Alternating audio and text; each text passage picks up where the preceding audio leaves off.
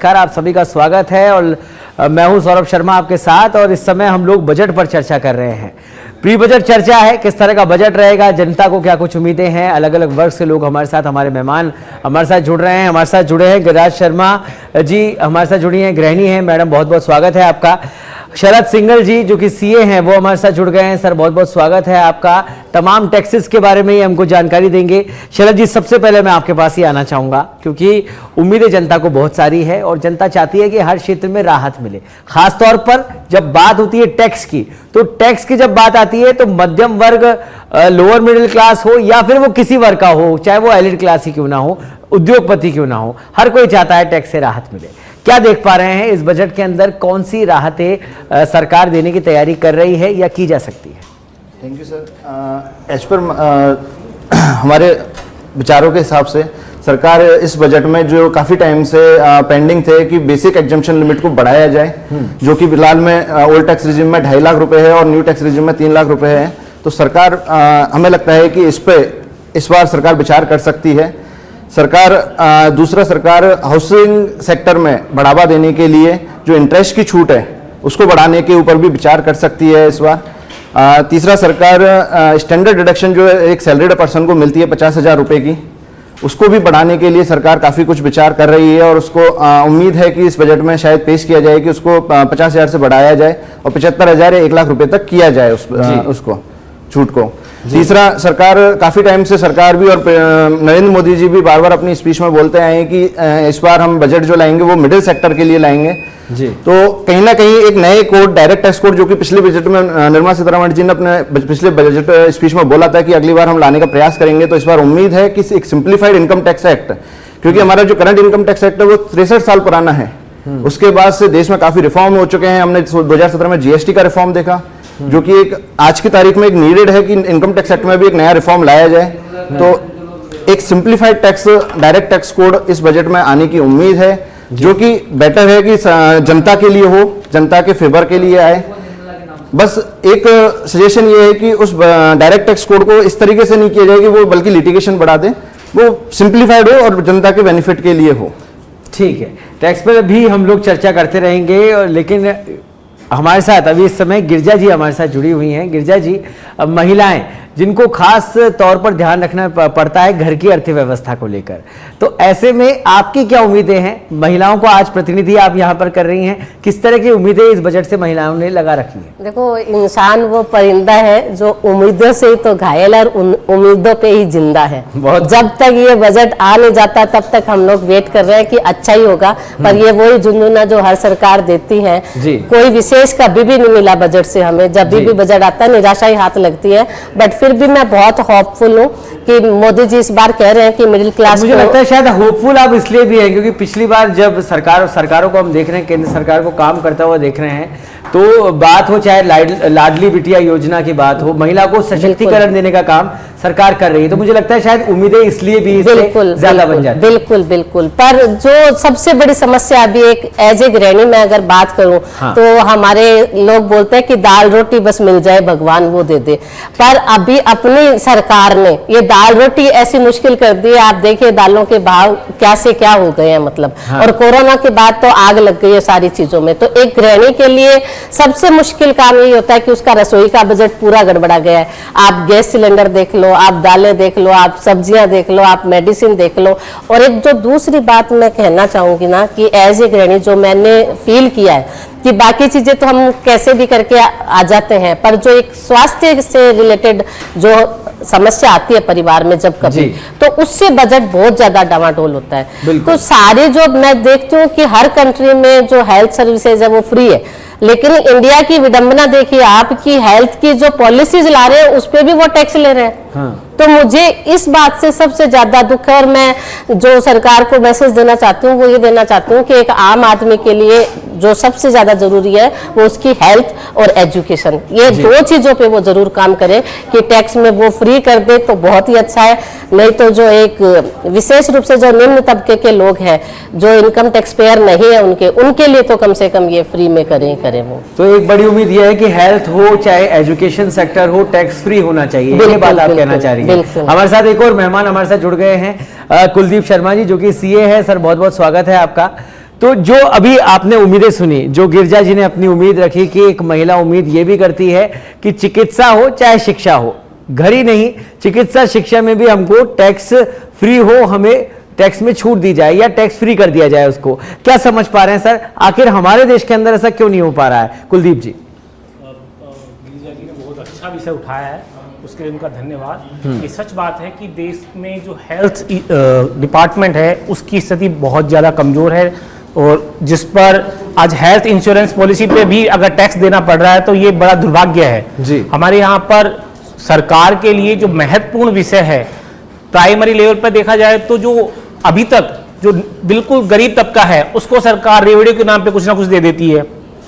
जो अमीर लोग हैं उनके कॉर्पोरेट टैक्स को हटाकर सरकार 40 से 25-15% तक ले आती है, लेकिन जो मिडिल तबका है उसके लिए सरकार किसी भी तरह का कोई ऐसा विशेष फायदा नहीं देती, जबकि मिडिल तबका बहुत ज्यादा टैक्स पे करता है। मिडिल तबका ऐसा है जो टैक्स भी पे कर रहा है, उसको बदले में उसको कुछ नहीं मिल रहा है। तो सरकार को विशेष रूप से, जैसा कि प्रधानमंत्री मोदी जी ने कहा है, ये मिडिल तबके के लिए और गरीबों के लिए बजट रहेगा।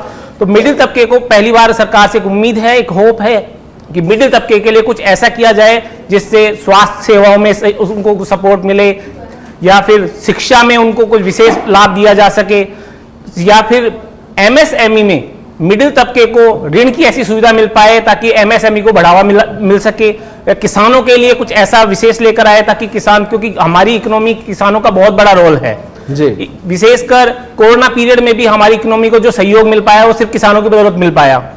तो सरकार कुछ इस तरह की व्यवस्था करेगी कि किसानों को, मिडिल तबके को विशेष रूप से कुछ ना कुछ ऐसा मिल सके टैक्स के रूप में। ठीक है। और शरद जी, मुझे ऐसा लगता है कि शायद ये राहत, बड़ी राहत तब मिल पाएगी जब पेट्रोल डीजल के दामों पर कहीं ना कहीं कंट्रोल सब सरकार का होगा, या पेट्रोल डीजल के दाम जो है वो कम किए जाएंगे। यस सर, अगर पेट्रोल डीजल के दामों पर अगर सरकार कंट्रोल कर पाए तो एक मिडिल क्लास के लिए ये सबसे बेहतर चीज़ होगी कि वो इसको कर पाए, क्योंकि आज की तारीख में हम देख रहे हैं कि पेट्रोल कहाँ से कहाँ पहुँच गया है। डीजल के prices they are regularly hiking on regular basis. तो उनको कंट्रोल करने की सरकार को बहुत ज़्यादा जरूरत है। उसको जीएसटी में भी दायरे में लाने की सरकार को बहुत ज़्यादा जरूरत है। उससे भी बहुत कुछ फायदा मिलेगा जी आम जनता को, मिडिल क्लास को। ये जीएसटी में क्यों नहीं आ पा रहा है? क्योंकि चर्चा जब से जीएसटी लागू हुआ तब से ही चल रही है कि पेट्रोल डीजल को भी शामिल करना चाहिए। ये भी आप थोड़ा सा समझा पाएंगे अगर? सर एक्चुअली प्रॉब्लम क्या है कि जीएसटी का मोस्टली रेवेन्यू स्टेट्स को भी आता है, पेट्रोल डीजल से मोस्टली रेवेन्यू स्टेट्स को भी आता है। तो कई स्टेट जो हैं वो अभी भी इस चीज को एग्री नहीं कर रहे हैं कि पेट्रोल डीजल को जीएसटी के दायरे में लाया जाए, क्योंकि उस पर जो स्टेट एक्साइज लगता है वो फिर वहां खत्म हो जाएगा।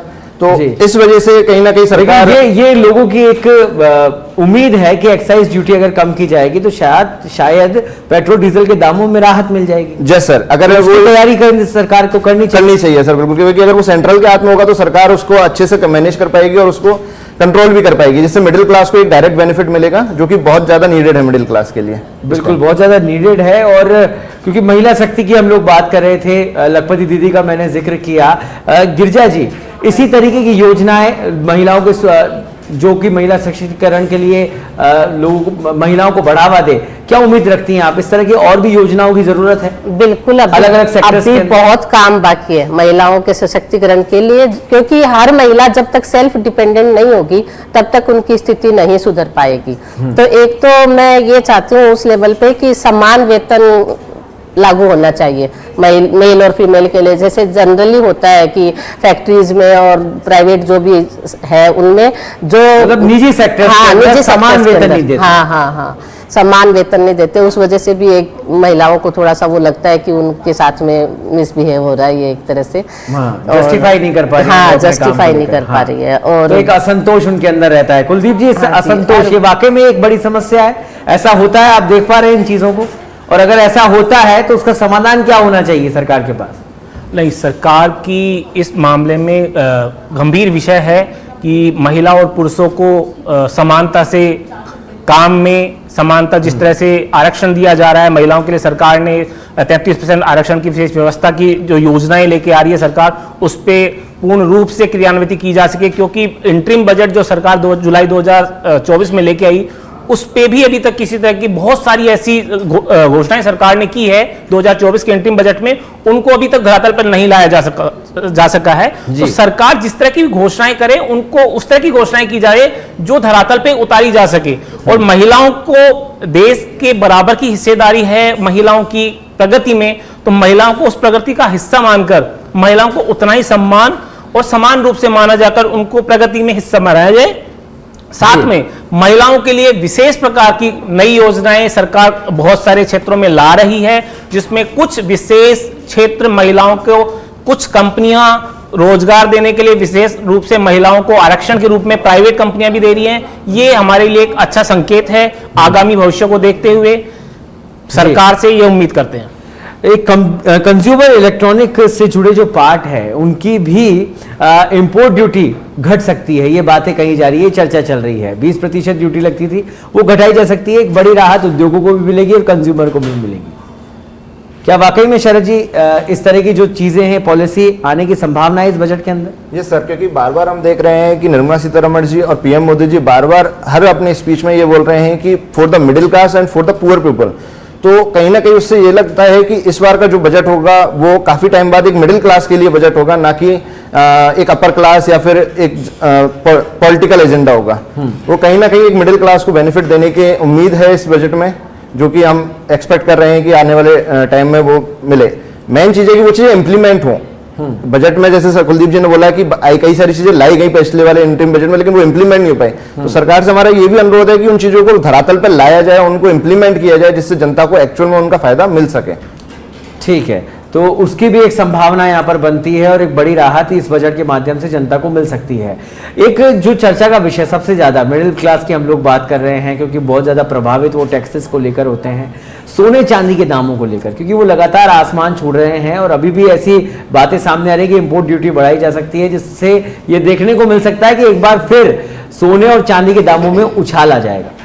क्या ऐसा ही कुछ नजारा आगामी बजट में अगर इंपोर्ट ड्यूटी बढ़ाई जाती है उसकी संभावनाएं दिखाई दे रही है? ऐसी गुंजाइश है हमारे देश के अंदर? कुलदीप जी, देखिए, सरकार ने जैसे ही इंपोर्ट ड्यूटी 15 से 6% की, सोने के दाम कम हुए, लेकिन उससे सोने का इंपोर्ट इतना ज़्यादा बढ़ गया है जिससे सरकार को इंपोर्ट करने में अपनी लागत लगानी पड़ती है, उससे सरकार को नुकसान हो रहा है। ठीक है, ये उससे एक वजह यह भी है कि इससे आप लगातार देख रहे होंगे कि सोने की लागत, सोने की जो कीमत है वो लगातार बढ़ती जा रही है। हाँ। इसके लिए लगाम लगाने के लिए सरकार को थोड़ा सा इसमें बढ़ाए जाने में कोई आपत्ति नहीं होनी चाहिए। ये सच है, महिलाओं के लिए थोड़ा सा दुखद विषय होगा कि सोने पर इंपोर्ट ड्यूटी बढ़ाई जाती है तो सोना थोड़ा महंगा लेगा, लेकिन सरकार के लिए सोने की कीमत में जैसे इंपोर्ट ड्यूटी घटाई गई है उससे लागत, इंपोर्ट ड्यूटी वो बढ़ गई है जी, आयात करना बहुत ज्यादा हो गया। इसी के साथ में एक चीज और जोड़ना चाहता हूं कि अभी मिडिल तबका जो है, आप देखिए मिडिल तबका सबसे ज्यादा परेशान इस समय इस तरह से है कि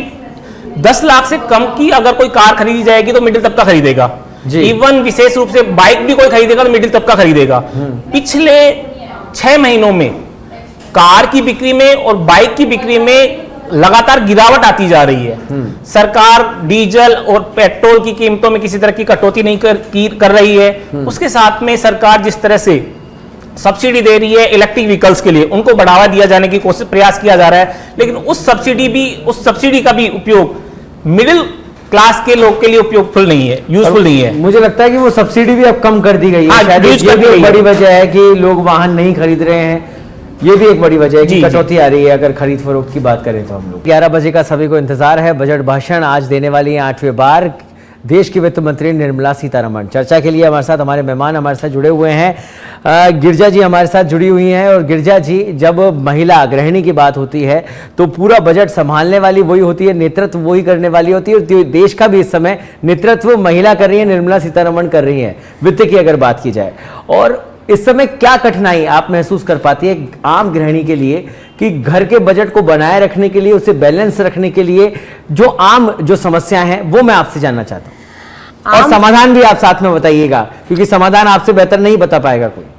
आम समस्या यही है कि बजट जो सबसे ज्यादा डगमगाता है मेरे हिसाब से, वो एक तो हेल्थ इश्यूज आ जाते हैं फैमिली में, जब डगमगाता है सबसे ज्यादा। ठीक है, कोई भी बीमारी आ गई अचानक से और फंड सारे आपके एक तरफ धरे रह जाते हैं और सारा बजट बिगड़ जाता है। दूसरा जो ये डेली यूज की चीजें अपनी, जैसे रोटी सब्जी दाल चावल, ये जो सामान है जो रोज चाहिए हमें, उस पे ही इतनी ज्यादा महंगाई बढ़ गई है कि हर महीने में ही उसी में फेरबदल करना पड़ता है। बच्चों की एजुकेशन पे खर्चा इतना ज्यादा बढ़ गया, उसकी वजह से भी बजट डगमगा रहा है। तो अब कोई एक चीज हो तो मैं बात करूं, चारों तरफ से घिरी हुई है गृहिणी, तो बेचारी कहाँ से मतलब उसको मैनेज करे, बहुत मुश्किल में, बहुत मुश्किल। शरद सिंघल जी, चारों तरफ से घिरी हुई गृहिणी, इसका तोड़ क्या है सर? बात कर रही थी वो एफएमसीजी प्रोडक्ट जो डेली रूटीन में काम आते हैं, उनमें टैक्स बहुत ज्यादा है, और कई बार ऐसा भी होता है कि मल्टीपल टैक्सेस लोगों को देने पड़ते हैं। ये एक बड़ी समस्या है सर। इसके लिए सरकार कई चीज़ों को प्रयास कर रही है और इस बजट में हमें उम्मीद है कि उनको टैकल किया जाएगा। जैसे पिछली जीएसटी काउंसिल मीटिंग में हेल्थ सेक्टर को लेके इंश्योरेंस पे गवर्नमेंट का विचार था कि जो हेल्थ इंश्योरेंस होता है उसको जीएसटी के दायरे से बाहर किया जाए, बट किन्हीं कारणों बस वो नहीं हो पाया। तो हमें उम्मीद है कि इस बजट में उसको लाया जाए, जिससे हेल्थ इंश्योरेंस लोगों के लिए एक अफोर्डेबल होगा, तो लोग ज़्यादा से ज़्यादा इंश्योरेंस कराएंगे, जिससे हेल्थ की प्रॉब्लम कहीं ना कहीं इंश्योरेंस के थ्रू उसको मिटिगेट किया जाएगा और लोगों को एक अच्छा हेल्थ सर्विसेज मिल सके इंडिया में। रही बात एफएमसीजी सेक्टर की, तो हमें उम्मीद है कि गवर्नमेंट कुछ ना कुछ जल्दी एफएमसीजी के जो प्रोडक्ट है उन पर जीएसटी को कम करेगी, कहीं ना कहीं उसको विचाराधीन करेगी और उसको उस पर जीएसटी को कम किया जाए, जिससे लोगों के लिए थोड़ा सा ये अफोर्डेबल किया जा सके। एक कुलदीप जी, अभी एक चर्चा ये भी चल रही है प्री बजट की, जब हम चर्चा कर रहे थे कि 10 लाख तक की जिनकी आय है उनको टैक्स फ्री किया जाए, ऐसा भी विचार चल रहा है। क्या देखने को मिल सकता है इस बजट के अंदर? हाँ, बहुत बहुत अच्छी संभावनाएं हैं इसमें। और अभी सरकार की तरफ से 2 स्कीम चल रही हैं टैक्सेशन के लिए, एक ओल्ड रिजीम है, एक न्यू रिजीम है। अगर सरकार ओल्ड रिजीम को कंटिन्यू रखती है तो उसमें बहुत सारी संभावनाएं हैं, बहुत सारी गुंजाइश है उसमें संशोधन करने की। और सरकार से ये उम्मीद है कि 10 लाख रुपए तक की आय पर किसी तरह का कोई टैक्स ना लगे, इसकी बहुत अच्छी संभावनाएं हैं। जी, रिजिम की चेंजेस को थोड़ा सा समझा पाएंगे कुलदीप जी, किस तरह के चेंजेस होंगे रिजिम को लेकर? पुराना क्या था और अब नया क्या फेरबदल हो सकता है? देखिए, ओल्ड रिजीम में, न्यू रिजीम में हमने देखा है कि 2.5 लाख रुपए तक की वहाँ पर टैक्सेबल नील था, यहाँ पर 3 लाख, न्यू में 3 लाख रुपए तक का था। ओल्ड स्कीम में जिस तरह के डिडक्शन दिए हुए, स्टैंडर्ड डिडक्शन दिए गए हैं, 50,000 तक के दिए गए थे, यहाँ पर न्यू स्कीम में 75,000 तक के दिए गए हैं। लेकिन अब सरकार से उम्मीद है कि उसको बढ़ाकर 1 लाख रुपए किया जाए। उसी तरह से ये होम लोन के जो इंटरेस्ट की छूट है उसको भी बढ़ाकर अभी 2 लाख रुपए से बढ़ाकर उम्मीद की जा रही है कि बढ़ाया जाए, उसको भी बढ़ाया जाए, 3 लाख रुपए तक किया जाए। तो सरकार से इस तरह की छोटे छोटे बदलाव रिजीम में, न्यू रिजीम में, ओल्ड रिजीम में किए जा सके, ताकि या फिर सरकार हो सकता है कि एक नई ओल्ड रिजीम को समाप्त करके नई रिजीम में नए अमेंडमेंट्स के साथ में कोई नई चीज ले आए, इसकी उम्मीद भी की जा सकती है सरकार। ठीक है, इन बदलावों का फायदा क्या देख पाते हैं आप? जब इस तरह के बदलाव किए जाते हैं कि रिजिम बदली जाएगी, तो क्या फायदा क्या देख पाते हैं आप? इसमें मूल रूप से जो टैक्स लायबिलिटी जो टैक्स पेयर के लिए आती है, उस टैक्स लायबिलिटी में थोड़ा सा जो रिड्यूस होती है, अगर टैक्स लायबिलिटी जो अल्टीमेटली एक टैक्स पेयर को पे करनी है, इसमें जो कमी होती है, ये अल्टीमेटली बेनिफिट उस मिडिल क्लास को या एक टैक्स पेयर को मिलता है। वो थोड़ा बहुत ही हो, लेकिन वो उसके लिए बहुत बेनिफिट होता है, बेनिफिशियल होता है। टैक्स उसमें स्लैब में अगर चेंज करती है सरकार, मिनिमम अभी जिस तरह से सरकार ने चेंज किया हुआ है अप टू 7 लाख रुपीज, जिस तरह का टैक्सेशन 5,000 रुपए तक आपको टैक्स पे करना है, उम्मीद कर रहे हैं कि 10 लाख रुपए तक किसी तरह का टैक्स ना लिया जाए। लेकिन उसके साथ में एक चीज और की जानी चाहिए, हमारे यहाँ पर टैक्स पे करने वालों की संख्या बहुत कम है, बहुत कम है, बहुत कम है। तो सरकार कुछ इस तरह की व्यवस्थाएं करे कि जो टैक्स पे करने वाले लोग हैं इनकी संख्या थोड़ी सी बढ़ाई जा सके, ताकि सरकार को रेवेन्यू मिल सके थोड़ा सा। मुझे लगता है पिछले गत वर्षों की अगर बात करें तो टैक्स पेयर्स की संख्या भी बढ़ी है, अगर शरद बात की जाए तो वो संख्या भी बढ़ी है और उसकी वजह से बदलाव करने में भी सरकार को आसानी हुई है, ऐसा देखने को मिला है। शरद, पिछले कई सालों से अगर अपन कंपेयर करें तो रिसेंटली टैक्स पेयर्स की संख्या रेगुलर बढ़ रही है, बट स्टिल हम अगर देखें तो अगर हमारी जितनी पॉपुलेशन है उसका एक बहुत छोटा परसेंटेज ही टैक्स पे कर रहा है। तो कहीं ना कहीं जरूरत है कि बजाय जो कर रहे हैं उन पे ही टैक्स बर्डन डालने के बजाय हम जो नहीं कर रहे हैं टैक्स पे उनको भी हम इस तरीके से प्रेरित करें कि वो ITR भरें, अपने टैक्सेशन को भरें और अपने जन कार्य में सहयोग दें, जिससे गवर्नमेंट को भी कुछ फायदा मिले और मिडिल क्लास को भी एक कुछ मिलाकर उस दिशा में भी काम करने की जरूरत है कि टैक्स पेयर्स जितने ज्यादा बढ़ेंगे तो जो सरकार बात करती है विकसित भारत के बातें जो चल रही हैं और जिस पर कार्य योजना तैयार की जा रही है तो उसको भी संबल कहीं ना कहीं मिलेगा। हम लोग जब बात कर रहे हैं प्री बजट और बजट से क्या कुछ उम्मीदें हैं, तो एक उम्मीद हर व्यक्ति को अपने घर की भी होती है, और जब अपने घर की बात होती है तो बात आ जाती है होम लोन को लेकर, उस पर लगने वाले ब्याज को लेकर। क्या कुछ अच्छा पॉजिटिव फेरबदल देखने को मिल सकता है इस होम लोन के अंदर? शरद, यस, कई सारे स्पेकुलेशंस है कि इस बार जैसे होम लोन को कुलदीप जी ने बताया कि 2 लाख की अभी इंटरेस्ट पे छूट मिलती है, अगर इसको बढ़ाया जाए तो कहीं ना कहीं एक मिडिल क्लास के लिए एक बहुत अच्छा बेनिफिट होगा, क्योंकि उसकी जेब से डायरेक्ट कहीं ना कहीं टैक्स में उसको रिलीफ मिलेगा उससे, तो कहीं ना कहीं उसकी जेब में कुछ रुपए मिलेंगे। दूसरा, एक बहुत अच्छी स्कीम थी गवर्नमेंट की जिसमें HIG तक मकान के अगर कोई बायर खरीदता है तो इसको एक एक्स्ट्रा बेनिफिट मिलता था होम लोन इंटरेस्ट पे और प्रिंसिपल पे, जिसको पिछले 2 सालों से बंद कर दिया गया है। तो कहीं ना कहीं उस स्कीम को दोबारा लाने की जरूरत है सरकार को, जिससे लोगों को एक एडिशनल बेनिफिट मिल सके for purchase of home, their home purchase. लेकिन आप जब बात कर रहे हैं HIG फ्लैट्स की, मकानों की अगर आप बात कर रहे हैं, तो मैंने भी अभी एक योजना देखी थी, GD की एक योजना निकली HIG लैंड्स को लेकर, लेकिन उसके अंदर उसके जो दाम है वो ही 105% लिए जा रहे हैं। तो ऐसे में जो टैक्स बेनिफिट है वो कहाँ मायने, कितना मायने रह जाता है शरद? देखिए, अगर जो एक्चुअल दाम से अगर 105% लिए जा रहे हैं वो तो एक स्टेट का मैटर है कहीं ना कहीं, लेकिन अगर उसका इंटरेस्ट का कहीं ना कहीं आज की तारीख में हम कभी भी कोई भी प्रॉपर्टी परचेज करते हैं, हाउस परचेज करते हैं, हम ना कहीं ना कहीं लोन से ही परचेज करते हैं। हाँ। हम हाउसिंग लोन लेते हैं, उसका इंटरेस्ट पे करते हैं। अगर गवर्नमेंट एडिशनल बेनिफिट देती है उस प्रिंसिपल और इंटरेस्ट का, तो अगर आपकी 10 लाख की इनकम और हमें उसमें बेनिफिट मिल जाता है तो कहीं ना कहीं डायरेक्टली हमारे को टैक्स में बेनिफिट मिलेगा। ठीक है। कुलदीप, हम लोग ईंधन की बात करें, अगर गैस सिलेंडर्स की बात करें, पेट्रोल डीजल की हम लोग चर्चा कर रहे थे, लगातार सब्सिडी की बात सरकार ने करी, फिर वो सब्सिडी कहाँ गई ये किसी को पता नहीं चला और दाम लगातार आसमान छू रहे हैं। आज जरूर कुछ रुपयों की आज कॉमर्शियल गैस सिलेंडर में कमी की है, लेकिन घरेलू गैस सिलेंडर में किसी तरह का दामों में कोई बदलाव नहीं किया गया है। क्या वजह मान रहे हैं, क्या कारण है कि सरकार लगातार सिलेंडरों के दामों में इतनी बढ़ोतरी होती जा रही है? क्योंकि एक बड़ा विषय आम घर के लिए, मध्यम वर्ग के लिए ये भी एक बड़ा विषय बन जाता है। ये बिल्कुल एक गृहिणी के लिए सिलेंडर के दाम एक बहुत बड़ा विषय है, इसमें कोई अतिशयोक्ति नहीं है।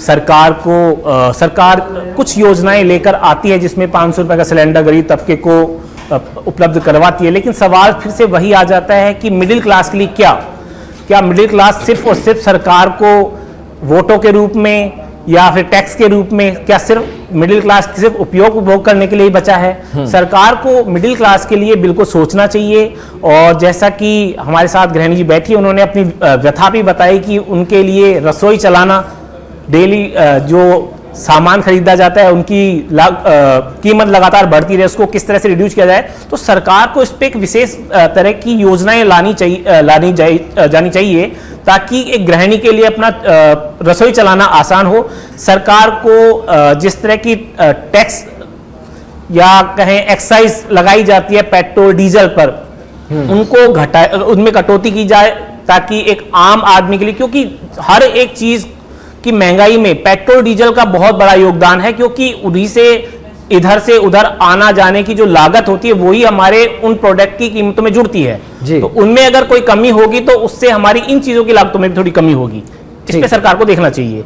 और एक आपने अभी होम लोन के लिए कहा, तो मैं आपको बताना चाहता हूं कि सरकार को NBFC कंपनियों में, जहां NBFC कंपनियां अपने लिए पैसों की कमी से जूझ रही है, NBFC कंपनियों के पास में लिक्विडिटी का इशू है, तो सरकार को यहां देखना चाहिए कि NBFC कंपनियों को किस तरह से प्रोत्साहन किया जा सकता है या उनके पास लिक्विडिटी की व्यवस्था किस तरह से की जा सकती है। क्योंकि ज्यादातर जो लोग हैं वो NBFC से अपना लोन, काफी हद तक लोग NBFC से अपना होम लोन के लिए अप्लाई करते हैं वहां पर, और NBFC उनको लोन प्रोवाइड करवाती है, लेकिन वहां एक बड़ी दिक्कत है लिक्विडिटी की, उस पर सरकार ध्यान दे NBFC कंपनियों पे। गिरजा जी, जब बात घर को मैनेज करने की होती है, घर के अर्थशास्त्र को सुधारने की होती है, तो किस तरह से एक आम गृहिणी मैनेज करती है, उन चीजों की प्रायोरिटीज क्या डिसाइड होती है, वो मैं आपसे जानना चाहता हूँ।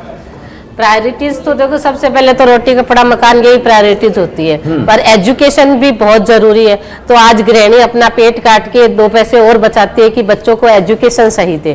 तो अगर शिक्षा और स्वास्थ्य में सरकार कुछ रियायत करती है तो वो बच्चों की सेहत का, घर वालों का बेटर ध्यान रख सकती है। नहीं तो आजकल फ्रूट खाना बहुत मुश्किल हो गया है, कोई भी अदर चीज, मतलब दाल ही इतनी महंगी, आप और किसी चीज की बात तो क्या ही करेंगे, दाल रोटी इतनी मुश्किल हो रही है, तो और तो अपन क्या सोच सकते हैं। और बजट है क्या, मतलब जो निम्न क्लास वाले लोग हैं उनके लिए तो सब्सिडी मिल जाती है उनको, मतलब, और जो पैसे वाले हैं उनको रिबेट मिल जाते हैं अलग अलग तरह के, और जो मिडिल क्लास है उनके हिस्से में ये डिबेट आती है जो हम बैठ के यहाँ पे कर रहे हैं आज, और हमेशा यही होता है। इस बार प्रधानमंत्री जी ने बोला है कि वो फोकस करा है उन्होंने मिडिल क्लास पे, तो जी।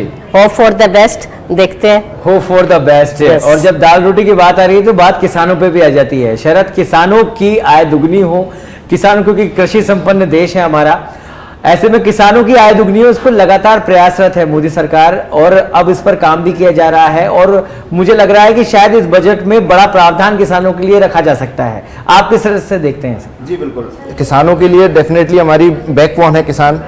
इंडिया की जो बजट का सबसे बड़ा बैकबोन है वो किसान है और कृषि है, तो किसानों के लिए डेफिनेटली होना चाहिए। इसमें मेरी राय ये है कि सरकार को, क्योंकि हम पिछले कई सालों से देख रहे हैं कि बेचारे किसानों को मौसम का मार बहुत सहन करना पड़ रहा है, कहीं ना कहीं उनकी फसलें बार बार तबाह हो रही है, तो इस तरीके से किसानों के लिए फ्री ऑफ कॉस्ट इंश्योरेंस की सुविधा की जाए, क्रॉप इंश्योरेंस किया जाए जी, फसल इंश्योरेंस के तहत, जिससे और उसको एक इजी गोइंग प्रोसेस बनाया जाए कि उनको जब भी फसल उनकी डिस्ट्रॉय होती है किसी भी रीजन से, तो उनको एक बहुत जल्दी और एक टाइमली मैनर पे उनको उसका इंश्योरेंस का रुपया मिल सके, ताकि वो अपने अगली खेती के लिए, अपने अगले कार्य के लिए वो लग सकें। तो एक ये बहुत बड़ा हेल्पफुल होगा अगर सरकार इस बजट में इस चीज को कंसीडर करती है। दूसरा, आधुनिक कृषि की तरफ किसानों को प्रेरित किया जाए सरकार के द्वारा। सरकार उनको नए नए खेती के आयाम प्रोवाइड कराए, नए नए उपकरणों पर उनको सब्सिडी दे, तो उससे उनको एक बेटर फ्यूचर मिल पाएगा, एक अच्छी खेती कर पाएंगे वो लोग। एक कुलदीप, मुझे लगता है एक आवश्यकता इस चीज की भी है कि जो वरिष्ठ जन हैं, जो बुजुर्ग हैं, पेंशन योजनाएं सरकार अपनी अपनी तरह से चलाती हैं, उसकी तरफ भी सरकार का एक फोकस होना चाहिए। और मुझे लगता है बजट पे कुछ प्रावधान जरूर होना चाहिए जिसमें जो बुजुर्ग लोग हैं उनको पेंशन मिले, घर बैठे उनको वो चीजें मिल पाए जिसकी उनको जरूरत है। जी बिल्कुल, सरकार को ये इस विषय पर विशेष रूप से ध्यान देना चाहिए कि बुजुर्गों को जो पेंशन मिल रही है, जिस तरह की वर्तमान में जो सरकार के द्वारा स्कीम लागू गई है, जितना पैसा बुजुर्गों के लिए पेंशन के रूप में सरकार दे रही है, उस पेंशन से बुजुर्ग अपना किसी भी तरह का, किसी भी इवन एक विषय अपने हेल्थ का भी ध्यान नहीं रखा जा सकता, इतना मिनिमम अमाउंट दिया जा रहा है, उसको उसमें बढ़ोतरी की जानी चाहिए। और वरिष्ठ जनों के लिए सरकार कुछ इस तरह की व्यवस्थाएं करे ताकि वो पेंशन्स इतनी तो पा सके कि अपना एक आम जीवन जीने लायक उसके पास पेंशन आ सके, और वो उसमें अपनी गैर जरूरी आवश्यकताएं जो है वो पूरी कर सके। सरकार इसमें विशेष रूप से उनको स्कीम्स में कुछ विशेष योजनाएं बनाई जाए ताकि बुजुर्ग, विशेषकर से दिव्यांग के लिए मैं कहूंगा सरकार को कि उनके लिए भी कुछ इस तरह की विशेष व्यवस्थाएं की जाए ताकि वो अपनी आवश्यकताओं की पूर्ति करने के लिए सरकार पर निर्भर रह सके, और उसके लिए सरकार कोई ठोस कदम उठाए। शरद, जो इंफ्रास्ट्रक्चर होता है वो कहीं ना कहीं एक बड़ी नींव होता है विकास की, और भारत में इस समय इंफ्रास्ट्रक्चर को लेकर नए नए आयाम स्थापित किए जा रहे हैं, और सरकारें, राज्य सरकार हो चाहे केंद्र सरकार, उसे केंद्रित रखते हुए कार्य योजना भी तैयार की जा रही है। अगर इंफ्रास्ट्रक्चर की बात की जाए, अभी फिलहाल देश की क्या स्थिति है, किन चुनौतियों से देश को जूझना पड़ता है, और बजट में आप क्या देख पा रहे हैं? कुछ ऐसे प्रावधान किए जाएंगे जिससे उद्योग जगत को एक बड़ा फायदा मिलेगा इंफ्रास्ट्रक्चर बढ़ाने के लिए? अगर हम इंफ्रास्ट्रक्चर की बात करें तो पिछले हम कई सालों से देखें तो सरकार लगातार इंफ्रास्ट्रक्चर पे अपना बजट लगातार फोकस कर रही है, कहीं ना कहीं वो हर साल इंफ्रास्ट्रक्चर पे एक्स्ट्रा बजट डाल रही है। हम देखेंगे कि पिछले कई सालों में जो एक्सप्रेस वे बने हैं, रोडवे बने हैं, इनसे हर जन को फायदा मिला है, ना कि उद्योगपतियों को, आम जनता को भी उससे फायदा मिला है। बट कहीं ना कहीं जल्दबाजी के चक्कर में हमें ये देखना चाहिए कि वो इंफ्रास्ट्रक्चर एक अच्छे क्वालिटी के हों। कहीं ना कहीं वो एक, हम देखते हैं कि एक बरसात आई तो वो उनमें गड्ढे पड़ गए, कहीं ना कहीं वो डिस्ट्रॉय हो गए, तो उस चीज को भी ध्यान में रखते हुए इंफ्रास्ट्रक्चर को थोड़ा डेवलप किया जाए सरकार के द्वारा। जी, और अभी मैं आपसे वर्तमान स्थिति भी जानना चाह रहा हूं और उम्मीद भी जानना चाह रहा हूं कि क्या इस बजट में ये उम्मीद की जा सकती है कि इंफ्रास्ट्रक्चर को लेकर बड़ा काम सरकार करने वाली है, बड़ा प्रावधान करने वाली है? जी बिल्कुल, कहीं ना कहीं इस सरकार इस बजट में आप देखेंगे कि इंफ्रास्ट्रक्चर को जरूर ध्यान में रखा जाएगा। इंफ्रास्ट्रक्चर के लिए कहीं ना कहीं आप देखेंगे कि इस बजट में नई नई स्कीमें आने की उम्मीदें हैं, एक्सप्रेस वेज को लेके, या कहीं ना कहीं आप अफोर्डिंग हाउसिंग स्कीम को देख के भी आप देखेंगे कि उसमें इस बजट में नई नई स्कीमें आने की उम्मीद है। रोजगारोन्मुख बजट होना चाहिए, ये जनता की भी एक आम डिमांड रहती है। युवाओं को खासतौर पर बात करें तो उनको भी एक उम्मीद रहती है। अब जब बजट आ रहा है, पूर्ण बजट है ये, ऐसे में रोजगारोन्मुख और कितना होगा या नहीं होगा ये तो बजट बताएगा। फिलहाल कुलदीप, आप किस तरह से देखते हैं? देखिए, रोजगार के लिए सरकार को इस तरह से इंफ्रास्ट्रक्चर जो डेवलप करने की बात कह रहे हैं सर जी, सरकार को ग्रामीण क्षेत्रों में, विशेष रूप से ग्रामीण क्षेत्रों में जहां पर इंफ्रास्ट्रक्चर डेवलपमेंट की बहुत ज़्यादा आवश्यकता है, वहाँ पर सरकार को अपना फोकस करना चाहिए और ग्रामीण क्षेत्रों में उद्योग लगाए जाएं, एमएसएमई को बढ़ावा दिया जाए ताकि छोटे छोटे जगह पर उद्योग लगाए जा सके, क्योंकि रोजगार बढ़ाने के लिए एमएसएमई का बहुत बड़ा महत्वपूर्ण योगदान रहेगा। साथ ही जिस तरह से हमारी इकोनॉमी कृषि पर निर्भर रहती है काफ़ी हद तक, तो हमें इस तरह से व्यवस्थाएं करनी चाहिए, सरकार को इस तरह का इंफ्रास्ट्रक्चर डेवलपमेंट करना चाहिए कि किसान आधुनिक खेती की तरफ बढ़ सके और आधुनिक खेती को उपयोग में लेते हुए ग्रामीण क्षेत्रों में रोजगार की संभावनाओं को बढ़ाए, क्योंकि कृषि के क्षेत्र में किसान जहां अपनी फसल उगाता है उसी के पास में उस फसल को खरीदने के लिए, स्टोर करने के लिए और उन फसलों का डेवलप करके प्रोडक्ट बनाने की व्यवस्थाएं अगर उसी ग्रामीण क्षेत्र में उपलब्ध होंगी तो वहां पर रोजगार बढ़ने की पूरी संभावना होगी और किसान की आय और रोजगार सभी चीजें कोई लगातार बढ़ोतरी होने की संभावना अच्छी तरह से रहेगी। बिल्कुल। और मुझे एक चीज आपकी, जब आप बात कर रहे थे किसान जहां से फसल उगाता है वहां पास में एक व्यवस्था हो जहां पे वो बेच भी सके। जब ट्रांसपोर्ट और एक्सपोर्ट की हम लोग बात करते हैं तो ट्रांसपोर्ट भी सस्ता होना बेहद जरूरी है। खासतौर पर रेल सेवाओं की अगर बात करें तो आए दिन ये चर्चा होती है कि रेल सेवाएं दिन ब दिन महंगी होती जा रही है। सरकार जरूर अपना पक्ष रखती है कि सुधारीकरण किया जा रहा है, लेकिन उसमें कमी आएगी तो शायद एक बड़ी राहत हर वर्ग को मिल जाती है। शरद जी बिल्कुल, अगर रेल सेवाओं में स्पेशली हम ट्रांसपोर्ट को लेकर बात करें तो कुछ ना कुछ इस तरीके से स्कीम आनी चाहिए कि एग्रीकल्चर प्रोड्यूस के लिए स्पेशली कि उसको कंट्रोल किया जाए, उसकी रेटें जो हैं उसको कंट्रोल किया जाए, जिससे कहीं ना कहीं हमारा एग्रीकल्चर का एक्सपोर्ट भी उससे प्रमोट होता है और कहीं ना कहीं हमारे जैसे निर्जा जी ने बोला कि आम गृहिणी के लिए हर चीज़ महंगी हो रही है, तो अगर हम इसके ट्रांसपोर्ट कॉस्ट को कहीं ना कहीं जैसे वेयर हाउस बना के नियर बाई या किसी भी तरीके से इंफ्रास्ट्रक्चर डेवलप करके उसको कम करते हैं तो ये बेटर मूव होगा सरकार की तरफ से। ये बेटर मूव होगा और एक बड़ी राहत जनता को मिलेगी और खासतौर पर हर वर्ग, क्योंकि रेलवे से हर वर्ग जुड़ा हुआ है। क्या लगता है इस बार रेल का बजट बढ़ सकता है अगर इस नजरिए से हम लोग देखें शरद? तो जी बिल्कुल, क्योंकि सर अपन कई बार पिछले भाषणों में देखें मोदी जी लगातार ट्रेनों के ऊपर काफ़ी कुछ बोलते हैं, हमारे Vande Bharat train, express train के लिए वो बार बार बोल रहे हैं, तो कहीं ना कहीं मुझे उम्मीद है कि इस बजट में वो जो ट्रेनों के बजट के ऊपर कुछ ना कुछ स्पेशली वो फोकस डालेंगे। ठीक है, एक अवेयरनेस की भी हम लोग बात कर लेते हैं, क्योंकि गिरिजा जी जब एक गृहिणी घर में होती है, घर का अर्थशास्त्र तो देखती है लेकिन बाहर की अवेयरनेस वहां तक नहीं पहुंच पाती है, तो अवेयरनेस भी पहुंचनी चाहिए मुझे लगता है महिलाओं तक कि घर को किस तरह से सेट किया जाए, अर्थशास्त्र को किस तरह से, घर के अर्थशास्त्र को किस तरह से सुधारा जाए, इसको भी लेकर मुझे लगता है कि सरकार जैसी योजनाएं चला रही है, लाडली बिटिया योजना है, अगर महिलाओं को और जागरूक बनाया जाए, उनको और तरीके से जोड़ा जाए, उनको और लाभ मिले तो शायद देश के लिए ही एक बेटरमेंट होगा। बिल्कुल, देश के लिए भी बेटरमेंट होगा और उनकी फैमिली के लिए भी बेटरमेंट होगा। जितनी महिलाएं सेल्फ डिपेंडेंट बनेगी, उनको गांवों में भी रोजगार चलाने चाहिए। गांवों में अभी तक भी 70% महिलाएं बेरोजगारी है, घरों में बैठी है, कुछ भी नहीं कर पा रही है। एक्चुअली क्या होता है कि हमारे यहाँ पे योजनाएं तो बहुत बनती है महिलाओं के लिए, लेकिन उनका इम्प्लीमेंटेशन नहीं हो पाता। आज आप कहीं भी किसी भी गाँव में जाके देखिए और पता करिए कि वहाँ पे कितनी महिला रोजगार पे है, बिल्कुल नहीं। आंकड़ों में और हकीकत में भी बहुत एक गैप है। तो सरकार को ये चाहिए कि चाहे वो 2-4 की जगह 2 ही योजना निकाले, पर उनका स्ट्रांगली इम्प्लीमेंटेशन होना चाहिए और उनका असली फायदा महिलाओं को मिले, वो सेल्फ डिपेंडेंट बने, ताकि उनके परिवार की आर्थिक स्थिति भी मजबूत हो और वो देश को भी एक मजबूती दे सके। अगर सारी महिलाएं आज वर्किंग हो जाए तो पता नहीं देश किन आयामों पे पहुंच जाए। बिल्कुल ठीक बात है, और महिला सशक्तिकरण पर सरकार काम कर रही है। बजट में क्या कुछ प्रावधान होते हैं ये देखने वाली बात होगी, लेकिन कुलदीप हम लोग लगातार चर्चा कर रहे हैं सुबह से एक्सपोर्ट इंपोर्ट की और देश के विकास की। एक्सपोर्ट इंपोर्ट की बात होती है तो चाहे जहाज से जा रहा हो, एक्सपोर्ट हो रहा हो, इंपोर्ट हो रहा हो, चाहे हवाई जहाज से हो रहा हो, चाहे निजी वाहनों से हो रहा हो, ऐसे में टैक्स फ्री अगर एक्सपोर्ट इंपोर्ट हो तो क्या इसकी गुंजाइश आप देख पाते हैं देश के अंदर, और इससे क्या प्रभाव पड़ेगा? टैक्सेस में कमी की जानी चाहिए? तमाम एस्पेक्ट्स में आपसे जानना चाहूंगा।